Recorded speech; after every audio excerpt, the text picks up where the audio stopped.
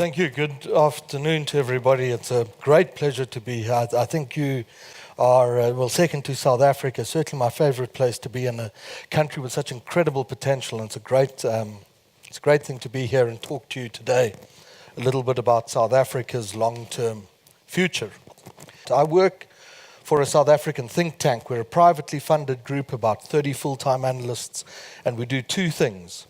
The first is we do vast amounts of social and economic type of research, and we use that research in order to give clients, which can be governments or the private sector or other organizations, a sense of what is happening in South Africa, why it's happening, and where it's going in the long term. And when I'm done for you in about 40 minutes from now, I leave you with very clear descriptions of the South African economy, the way that it looks between our election of 2024 and that going into 2029. And we use a lot of that type of work, scenario planning, as an advocacy and lobbying tool to work on policymakers in South Africa and try and push them in the right sort of direction. We're huge fans of the long view. If you understand the history, the future becomes quite clear. And what you're looking at there is the last 60 years in the South African economy. The years of about 1960 into a couple of months ago, and you see two sets of data. The orange line is the leading indicator. It's a composite index made by South Africa's Reserve Bank. And the rule on that orange line is if it's rising, you can expect that the next 12 to 18 months in the South African economy are going to be getting better. And if it's falling, the opposite is true.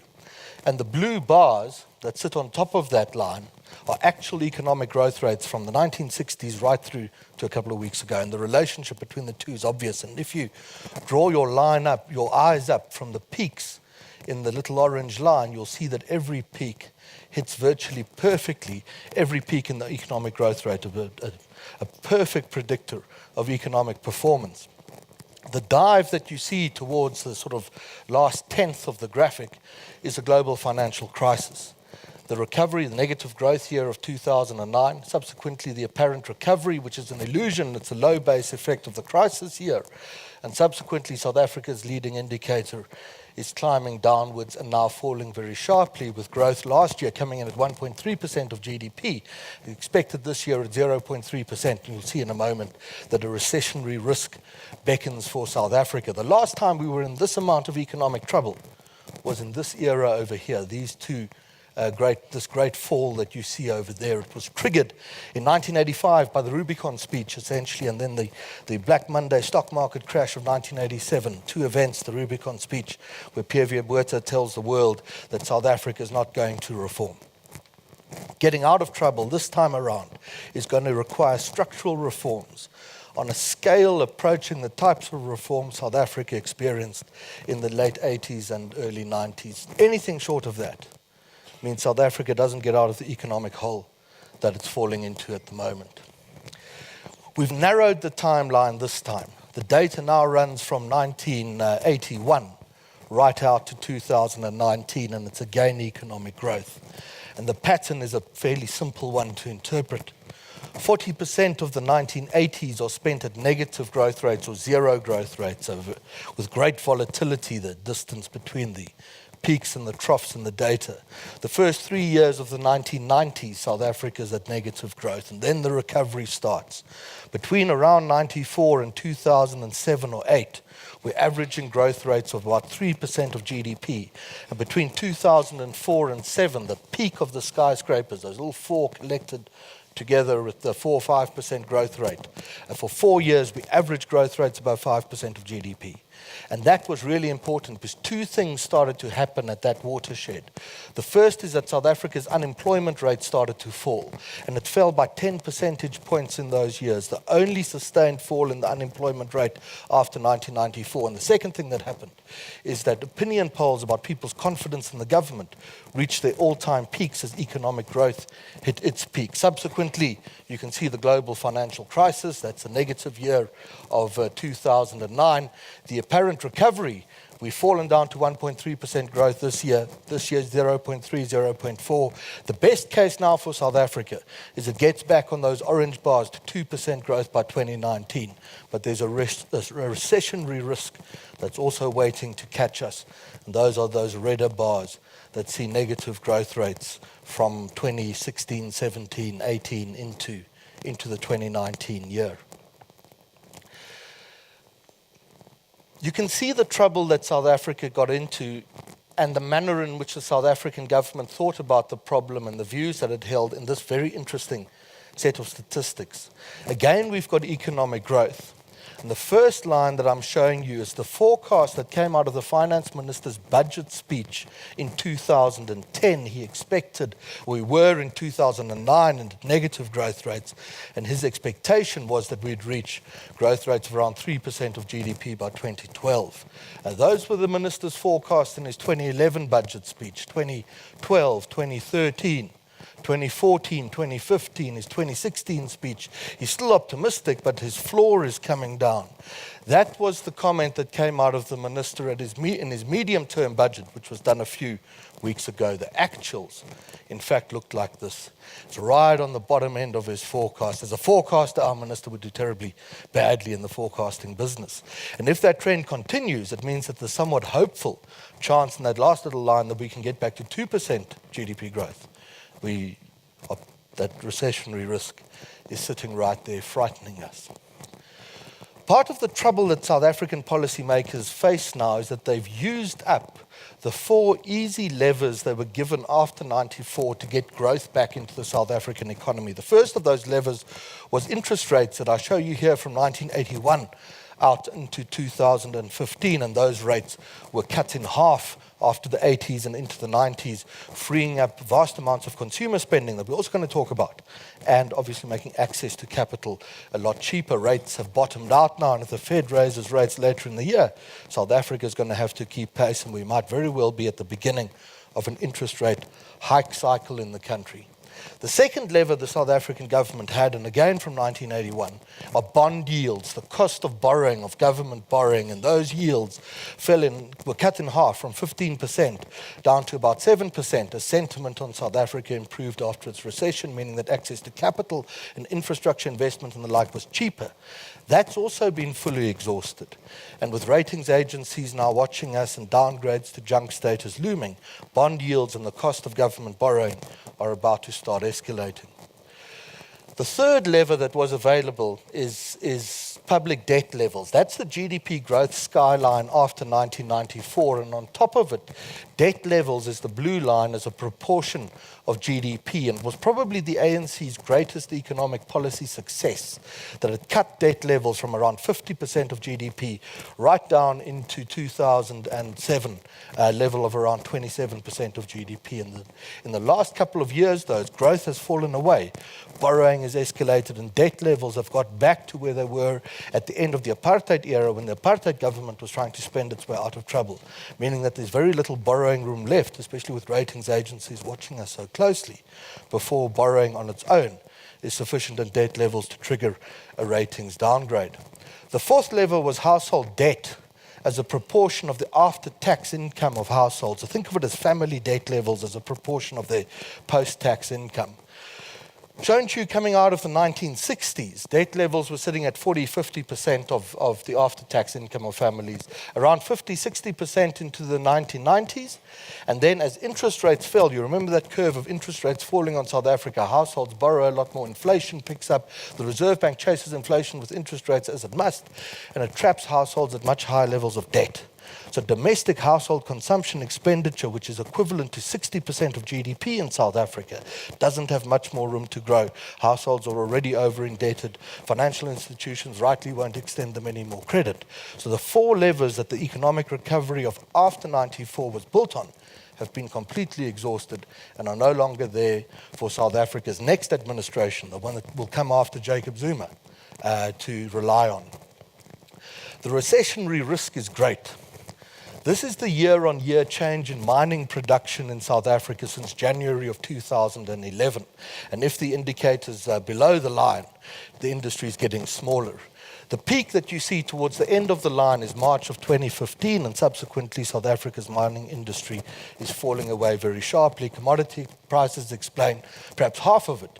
The other half is hostile mining policy and uncertainty about what current mining policy is. And as I stand here today, probably for the last 3 or 4 years, South Africa has not actually had a mining policy that we as a think tank can take to a mining client and explain this is how you will be regulated if you invest in the South African mining industry.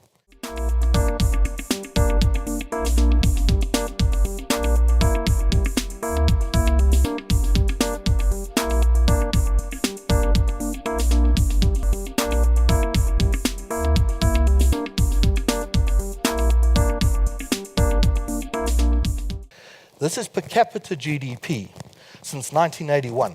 And we start in 81 because that's the year that historically per capita GDP had peaked in South Africa at about 51,000 Rand a head. We got poorer through the 80s, the 40% of the time we're spending at negative growth rates. We stabilized in the 90s at the bottom of the curve, and South Africa actually got quite rich into the 2000s quite quickly as growth hit 5% of GDP. The little blip is the global crisis. Subsequently, GDP per capita has plateaued. In the last 2 years, in real terms, South Africans have got poorer. If our recessionary outlook is right, South Africans are about to start getting poorer at the rate that they last did in the very volatile 1980s. That matters because it drives the politics directly. This is opinion poll data done by the President's Office in South Africa. It runs from around the year 2000, and it asks the question, are you confident about South Africa's future? At its peak, between 2004 and 7, 70% of South Africans thought that they were confident about the future, corresponding perfectly with the GDP growth pattern. Subsequently, confidence levels have fallen by 30 percentage points to just 40% of South Africans, now a minority. And the relevant story, the politicians in South Africa get it if you tell it to them, is Hemingway writing of the man who goes bankrupt, and the man's friend says to him, well, how did that happen? And the man says, well, first slowly and then very fast. And countries get into trouble in precisely the same way. We were asked to find out what's going on here, and we tested all the cliches, the corruption and the incompetence and the abuses of the state, and nothing fitted quite as beautifully as that. It's the real change in the after-tax income of families. As families got richer, South Africans got more confident, and as they got poorer, South Africa's confidence fell away. It makes sense, but to be able to prove it like that is, logically, we know it's there, but to prove it in the data is quite something to do. We went one step further for South African policymakers, and we took this data, which is the number of violent anti-government protest actions in the country. Not peaceful, these are violent ones that require police intervention. They're picking up from 1,000 incidents in 2004 to 3,500 incidents today. That's almost 10 a day. And on top of it, we put that same data, the change in the after-tax income of families, and the inverse correlation is something that is either an extraordinary coincidence. We don't think so. We think it's there. Part of the problem and the risk, I think, that poor emerging markets are going to learn they face, and certainly what the ANC faces, is that its initial efforts at increasing living standards in South Africa were very successful. Second to its macroeconomic management and that recovery, service delivery was its success. And if you read the South African media, they'll tell you it was a failure. I'll give you one window into that world. This is households in South Africa who do not have electricity. And the blue bars refer to 1996. And in that year, at the bottom one is the Eastern Cape, South Africa's poorest province. 70% of households in 96 do not have electricity. 20 years later, that figure has fallen to just over 10%. For every shack built after 1994 in South Africa, 10 formal houses were built. The number of people with jobs in the country has doubled. All of it made possible by those high growth years. But the consequence of stalling the growth rate triggers the degree of protest that we now see in the country. To press the point a bit further, these are LSMs, or living standard measures, and they show South African standards of living on a spectrum from 1 to 10, where if you're in LSM category 1, you're the poorest, and if you're in 10, you're in the middle class. In 2001, 40% of South Africans are in LSM categories 1 to 3, the blue ones. They're on the lower third of the living standard spectrum. Half are in the middle, and about 16% of South Africans are in the top categories, categories 8 to 10. Just more than a decade later, in 2014, there's been a revolution. Only 10% of South Africans are now sitting in the lowest living standard categories. The mid-level categories have seen much growth, and there's 9 percentage point growth in the top-level category. Our critics say to us, this is inconsistent with what we see in the protest action and instability in South Africa. We see no such inconsistency. South Africa is an example of how dangerous it is to increase people's standards of living very quickly and then stall that process. If we now dip off into recession, instability in South Africa is going to take off a lot further. The lazy analysis on South Africa is the ANC failed in government to improve people's standards of living, and that's why they cross. We think actually quite the opposite is true in many respects. The orange bars are the GDP growth skyline. You now should recognize it after 94. And on top of it, the blue line, the number of people with a job. That's increased from 7 million people to about 16 million. The same skyline, but the unemployment rate, and the contradiction is stark. Despite the rate of job creation, the numbers of jobs, the unemployment rate has barely moved off the 35% mark. The only years in which it falls right in the middle crossed right through that top-end skyline as GDP growth hits 5%. A South Africa not growing at 4 to 5% of GDP cannot solve its unemployment problem, and fooling around at growth rates of 0 and 1% where we are now is accelerating the rate of instability in the country. Stay with labour markets, and I show you an interesting thing. The population in South Africa has increased from about 45 to 55 million people between 2001 in blue and 2014 in orange. Over the same time, the population of working age has increased by the same type of quantum. But the population with a job has increased by very much less than the population of working age. The population without a job, unemployed, has increased by even less, so we're missing people. And when we go and look for them, we find them here. They're young people who are not looking for work. Do the unemployment figure by age group, and in the age group 15 to 24 of people who want to work, so we've taken school children out of the data, the unemployment rate is around 50% for South Africa. Do the global picture, and South Africa is home to 0.7% of the world's young people, but 1.8% of the world's unemployed young people. It's a unique unemployment problem. It tracks what's happening in the education system very closely. If you've never been to school, the blue bar, and if you've done some primary school, completed primary school or completed high school, and you're of working age, you've got a 30 to 40% chance of having a job in South Africa. But past high school, your final matric exams, you've got a 50% chance of working, so 49% chance of not working. But go to university, and you've got an 80% chance of working. Our labour market absorption rates are a good 20 or 30 percentage points back from emerging market norms until you get into the university-educated population.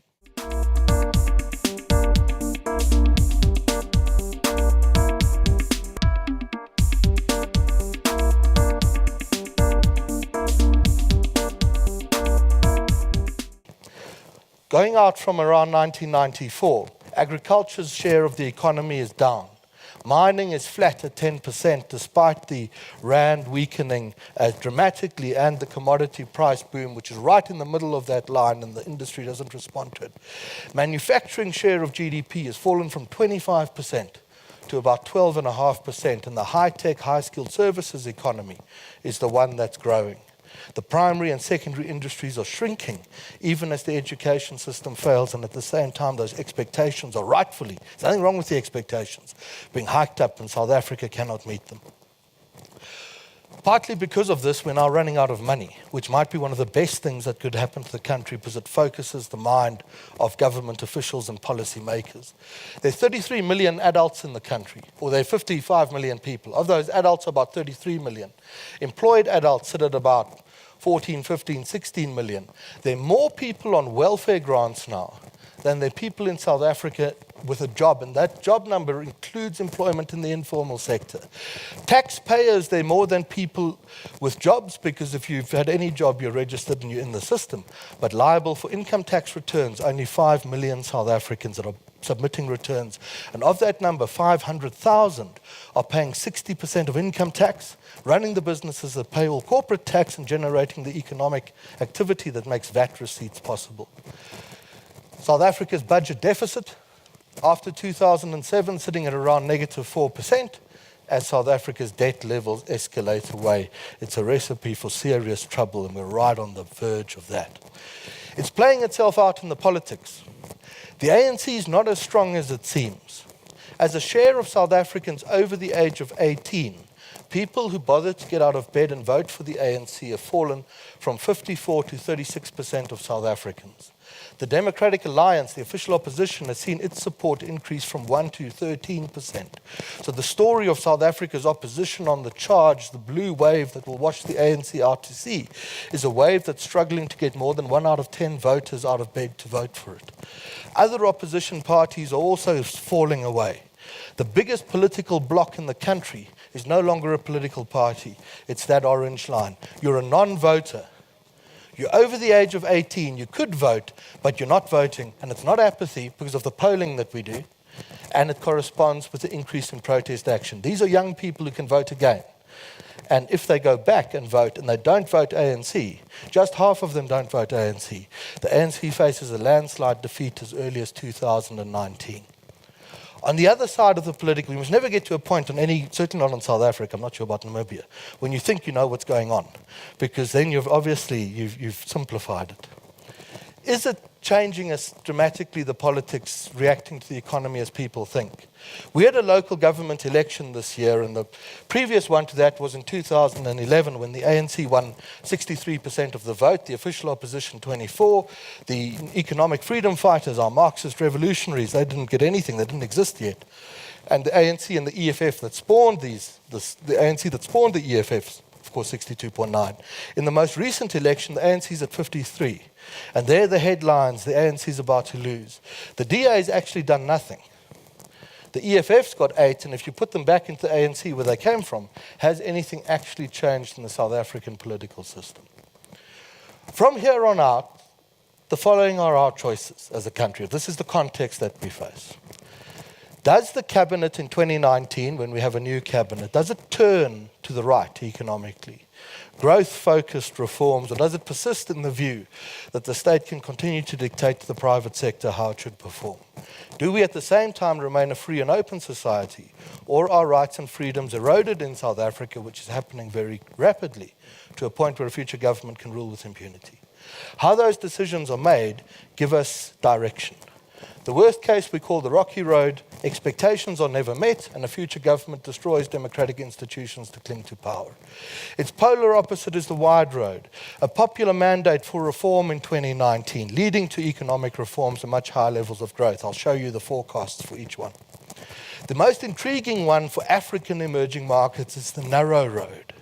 The realization dawns in our experience of the better bits of the ANC. It's dawning at a hell of a rate, that we have to turn on the economy and get growth and investment back in, and that's going to take structural reforms. But rather than seeking a popular mandate for reform, the state seeks to force reform against the will of trade unions and activists and the like. It's the model of the Ethiopians and Rwandans at the moment. It mirrors what Lee Kuan Yew did in Singapore in 1958, with important exceptions, and Park Chung-hee in Korea later, and Deng Xiaoping in China. And it might be, we're guessing, the model that high-growth African economies are going to follow upwards over the next 20 or 30 years. The toll road is the last one. Expectations aren't met. We remain a free and open political system. And the ANC loses the 2019 election, and we're into a volatile cycle of crazy coalition governments for long periods of time. Effectively, South Africa won't have a majority government, just a lot of squabbling in its parliament. You can move very quickly around a game board if you create one like this for Namibia. You can move very fast from one extreme to the other. 1985, South Africa was there in that Rubicon year when Botha said there's no way we'll change. By 91, we'd got to that extreme. and we remained that country for almost 20 years. After a policy conference in December of 2007, policymakers turned the clock back on South Africa. And the question for us is into 2019, can South Africa get above that red dotted line and grow? And the most interesting question is, if it does so, does it follow the narrow road route, which will be a shape, probably definitively, the evolution of high-growth economies across the African continent for the next 20 or 30 years. Above the red dotted line, the world, as we'll experience it, and you'll observe as our neighbor, will look something like this. Economic growth rates will do the following. You see the end of the high-growth era, 2005, 6, 7.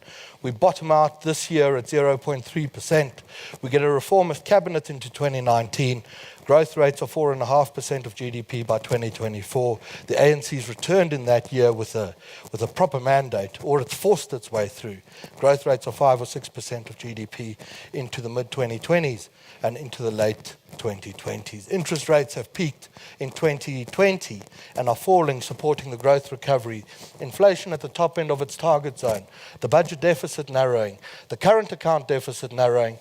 The rand moving back to what its purchasing power parity level should be. That Mount Everest spike, that your Mont Blanc that you see there, that's December 2015 when our president fired the finance minister and without telling the cabinet. And or the analysts. I got a lot of calls on that day. Normality's returned. And debt levels will peak in the early 2020s and then decline again. In the toll road, the bottom right scenario, the world will look like this. The ANC's lost an election.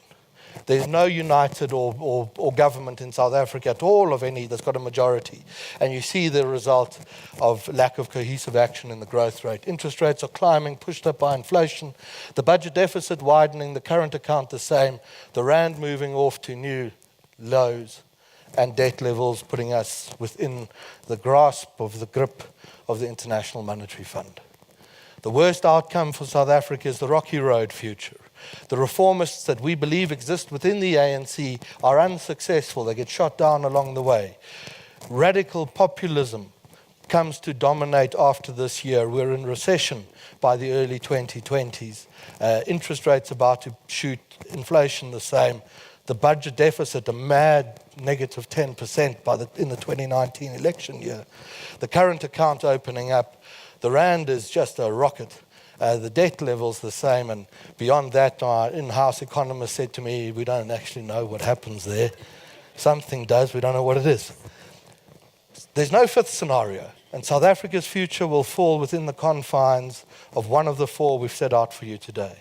If you read the indicators on the country properly, you have a significant advance warning of which of them it's going to be. And despite the very serious problems we confront now, economic and political, an independent group like mine continues to make the case, because we think it's true, that both upside scenarios, particularly the narrow road, remain within the grasp of the country, and we can get back to growth rates of 4 to 5% of GDP by the end of this decade. And I was warned that this young lady is terribly fierce. I shouldn't overdo my time.